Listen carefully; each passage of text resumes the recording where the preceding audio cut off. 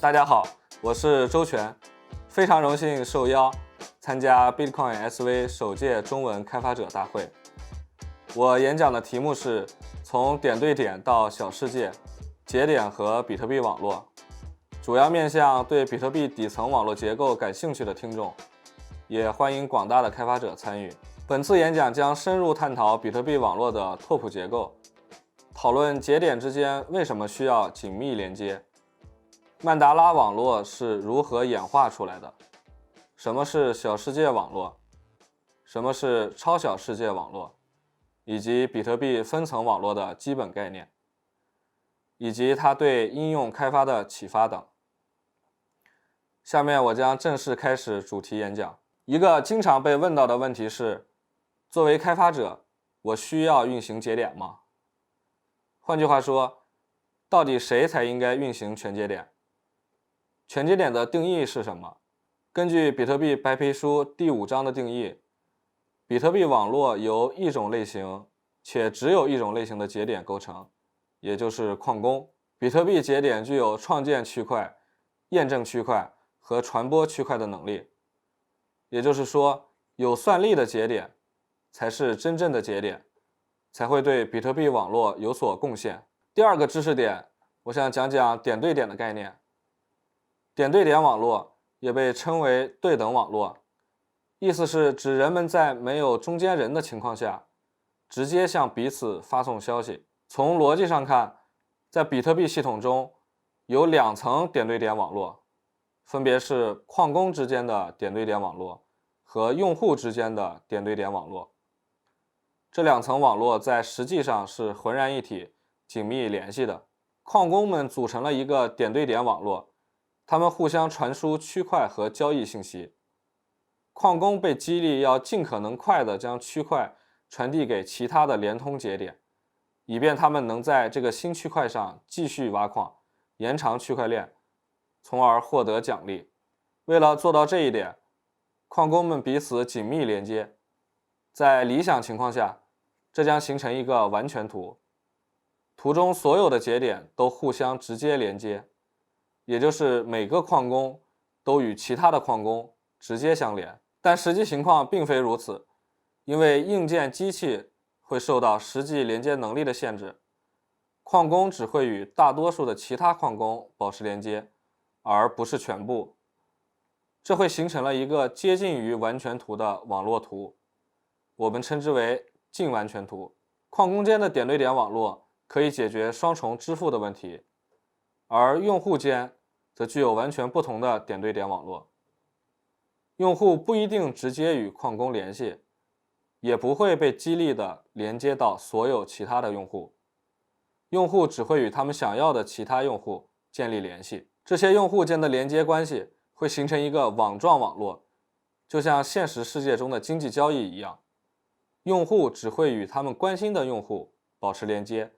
交换数据。比特币白皮书中明确区分了运行节点的矿工和不需要运行完整网络节点的用户。稍后我也会简要介绍简易支付验证 SPV 与网络连通性的内容。提到点对点的话，就不得不引出的一个场景就是线下的即时支付。在以前，如果你想去咖啡店用比特币支付购买一杯咖啡的话，你和商家的交互流程是这样的：首先，你得拿出自己的手机钱包，然后，钱包联网同步完你的 UTXO 余额后，你需要手动的给商家发起一笔比特币的支付。从商家的角度来说，他需要监听全网的交易，在看到了你发过来的这笔交易之后，再把咖啡给你。同时，商家为了保证收款的安全性，为了防止你双花付款时用的 UTXO，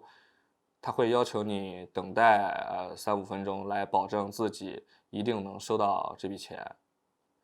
这样的交互方式是非常低效的，同时存在很多问题。从用户的角度来说，从客户的角度来说，这样的支付体验是非常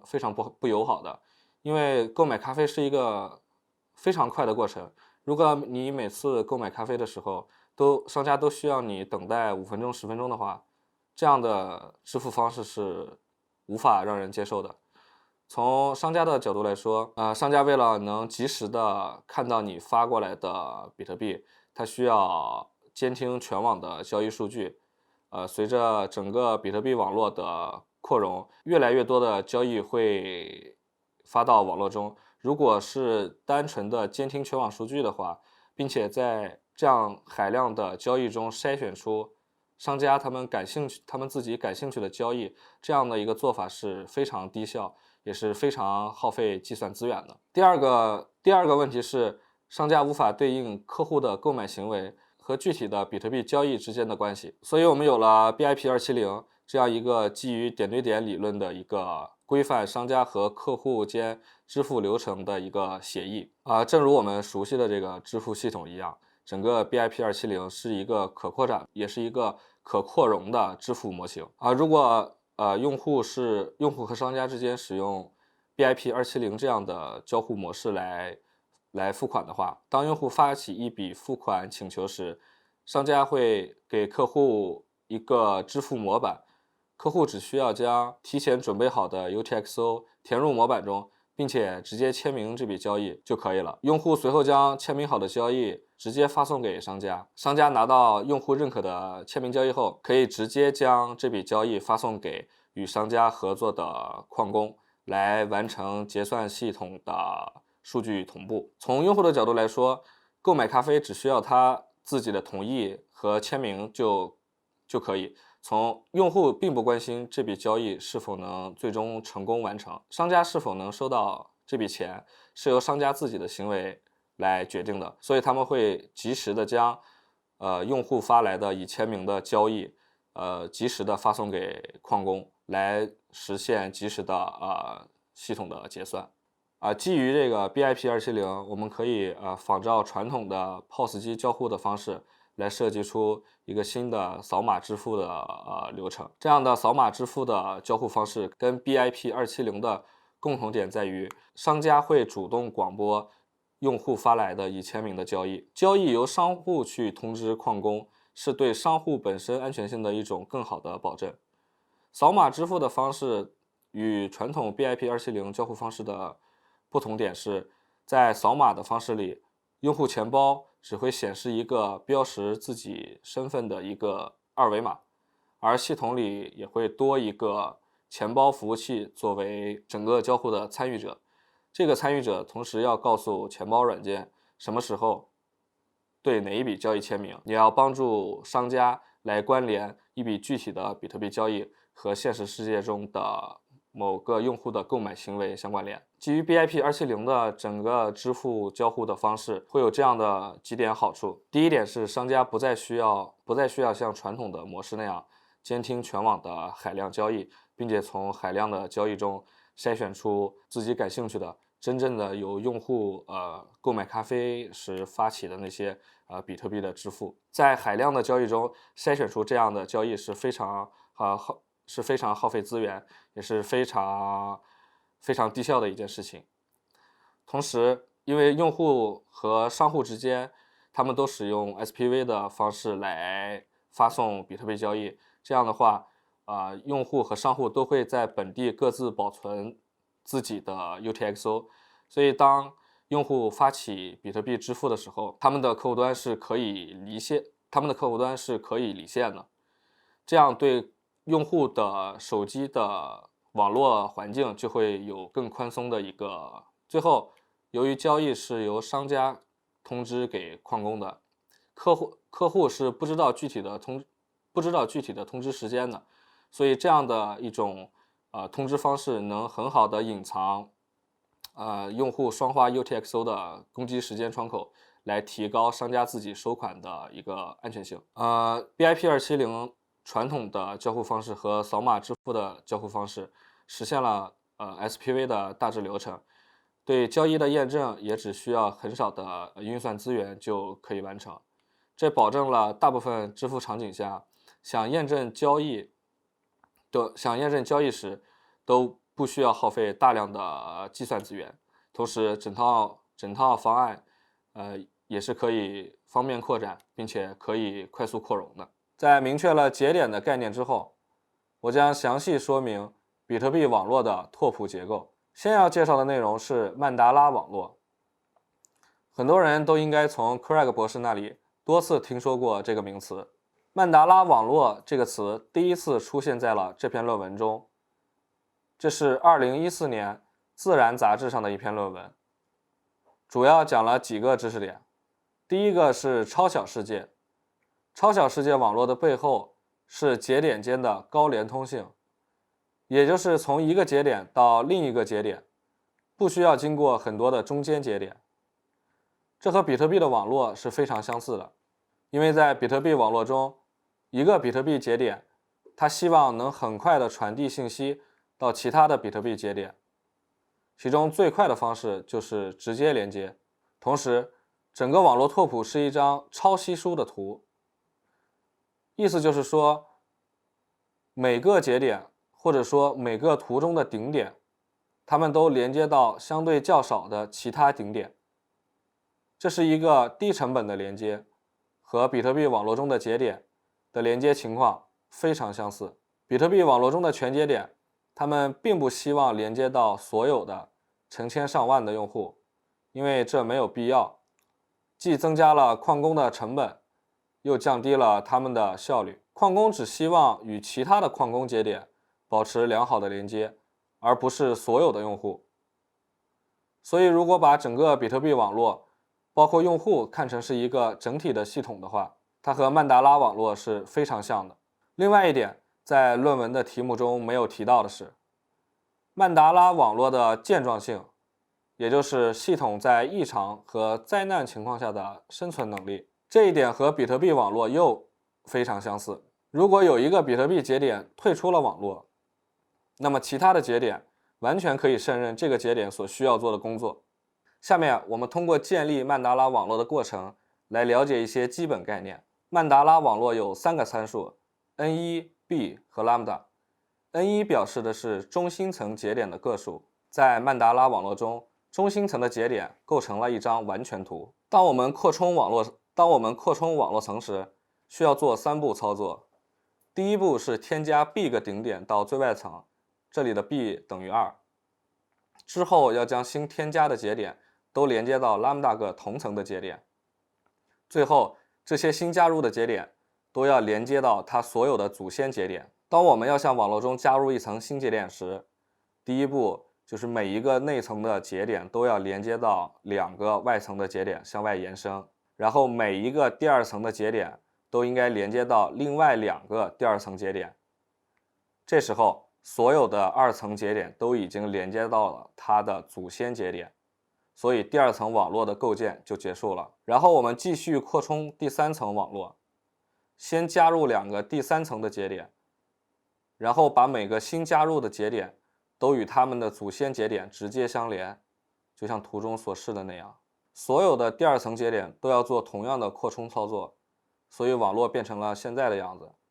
最后不要忘了将新节点都连接到2个同层的其他顶点，最终的3层曼达拉网络就建好了。我们可以看到，最内层是一个完全图，外层都是环形图。这样做的好处是什么呢？为什么要限制顶点都连接到其他的祖先呢？我们来看一下，在这张图中，当2个最外层节点要通信时，它们之间的最短路径长度，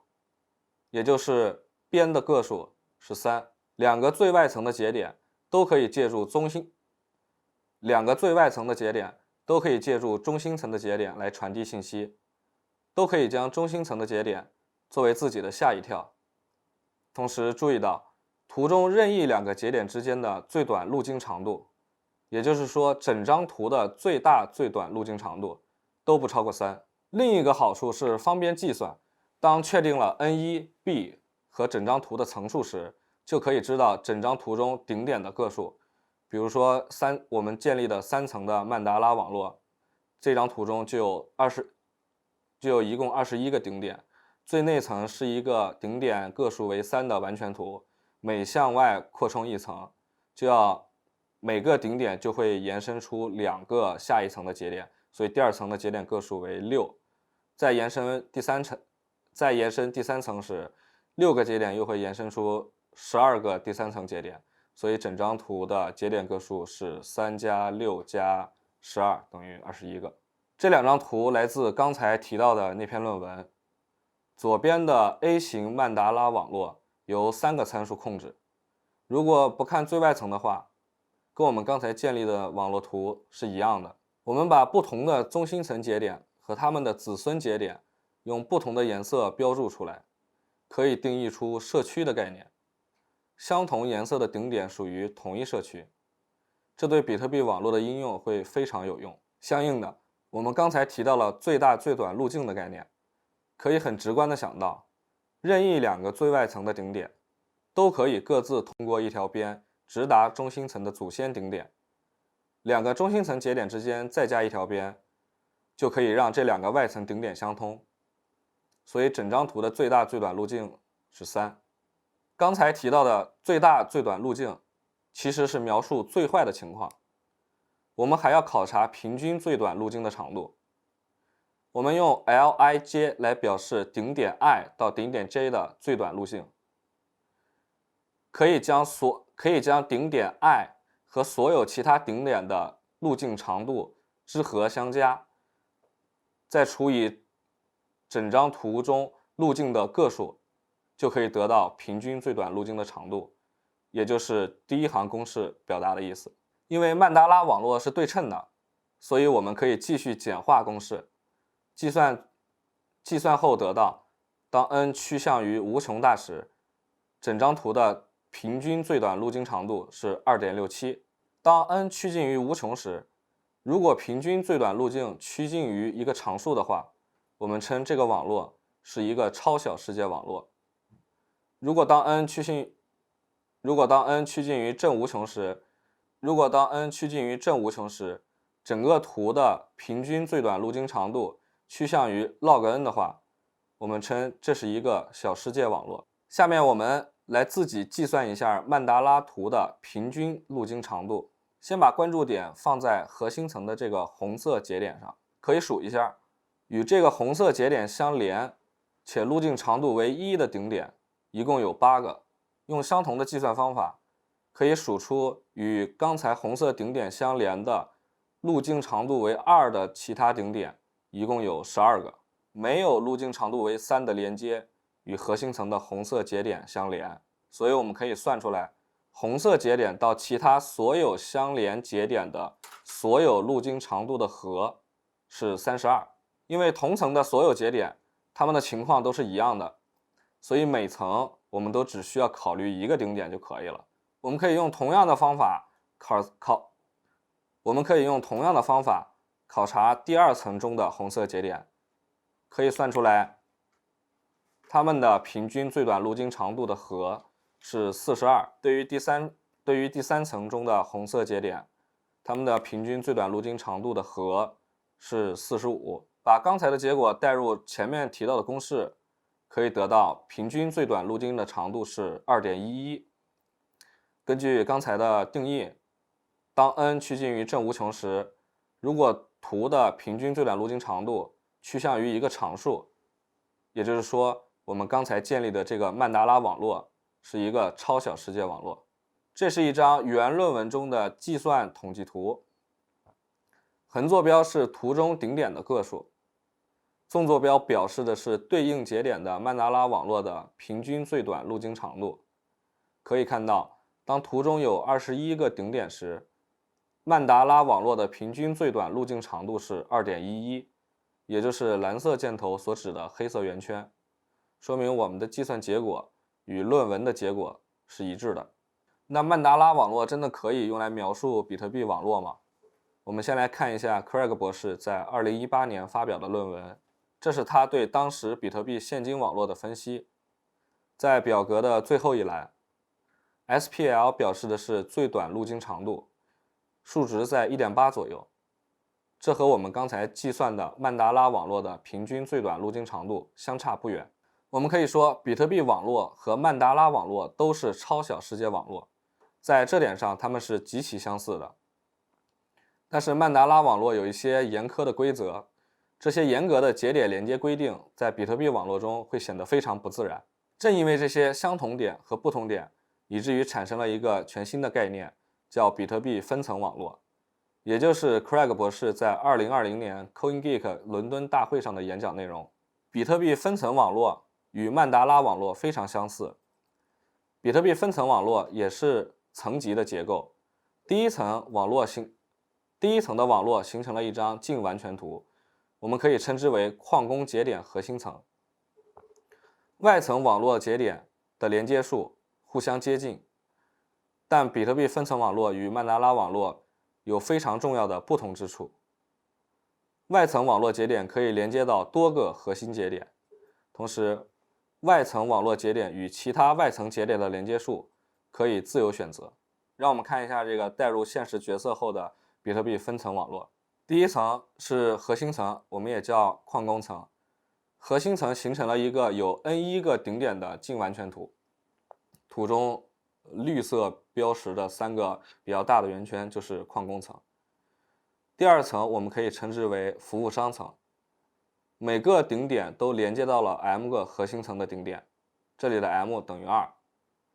然后每个顶点的连接数大约是 D2。第三层及以上我们称之为用户层，每个顶点都连接到